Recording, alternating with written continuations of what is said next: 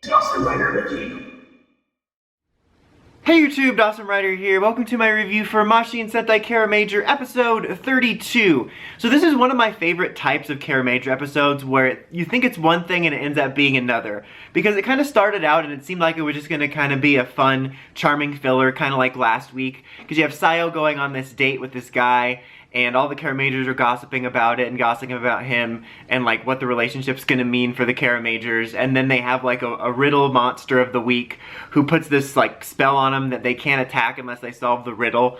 And when they end up back later at the base, like Sayo's there trying to figure out her business while they're trying to figure out theirs, and they're then wondering like, oh my god, is she gonna leave the Kiramagers if she gets married? I'm not sure why that would be a thing.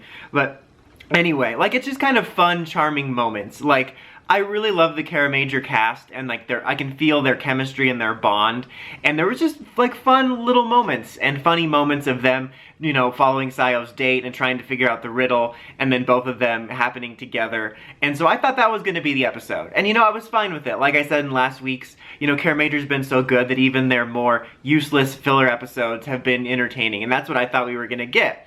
Then there was a hint at something a little more when Garza went to go see Embark, and he's like, aha, I can take over you with my Jedi mind trick, and he starts taking over him. So I'm like, oh, okay, so something actually is gonna happen. They're gonna do this filler episode, and then like at the end of the episode, maybe we'll have a cliffhanger of what Garza is doing next week. But then it ends up being so much bigger than that, because Sayo goes to meet her boyfriend, Kusaka. I mean, to be honest, Kusaka is like one of the more evil-sounding Japanese names. I'm trying to think of like a Kusaka character I've met that's nice. Maybe I'm just forgetting it, but I'm like, you should have. He's not evil, but still, it just sounds menacing. Like Kusaka, like it's just a cool, evil-sounding name, even though he's just kind of like a guy. He goes to meet him, and he's like, actually, what I've been wanting to ask you isn't a proposal, but to help with this weird heart thing, and you're really smart, and let's figure it out.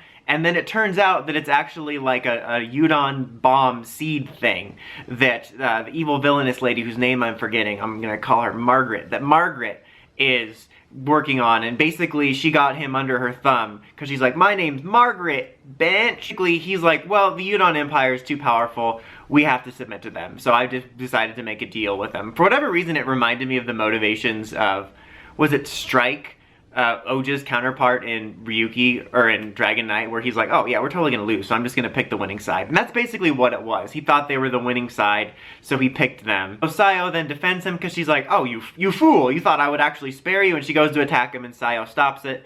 And then she gives him her morpher and says, look, you need to get in touch with the other Kiramagers, I'll hold him off. This was a really cool moment for Sayo, you know, and I love civilian fights, even though it wasn't like an extravagant civilian fight, but I love civilian fights when there's a reason for it, because it makes the Rangers feel more courageous, like her, you know, giving up her morpher to help the others, and then fighting him off in a civilian, rather than them just recklessly charging into battle without morphing for no good reason. But I really liked that moment for Sayo. And so the Kiramagers wind up defeating their monster of the week, and after, you know, solving the riddle and making their own riddle, and they get the sonic arrows and all that. And then he shows up with them and, you know, tells them the plan, and he gets to them in time.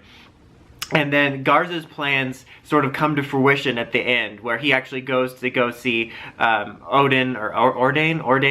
He's an ordained minister of the Kiramagers, but, you know, Crystal Pterodactyl Dad. And he's like, I want you to see my evil plans come to fruition. And basically 3 big monsters arise up at the end, and that's the cliffhanger. And honestly, the stuff that was happening with that almost felt like a finale. Like, obviously we're not at the finale quite yet, but just the tone of it and like the thread of it felt like a finale where a big plan's coming together. So that's what I liked about this episode, is I'm like, okay, this will be a fun, charming filler. But then like a legit plot was happening amongst it.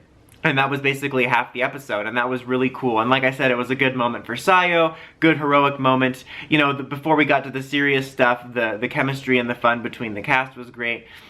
And I love the way Kiramager kind of takes me by surprise like that, and I was like, oh, I'll just enjoy this fun episode. And then I was like really invested in it, and I'm looking forward to seeing what happens next week. I just really dig that. But what did you guys think of this week's episode? Did you think it was just going to be a fun filler like me? Let me know in the comments as always. Until next time, like, comment, subscribe, and climb the steps and ring that bell so you can get notifications for my videos. Dawson Rider, signing out.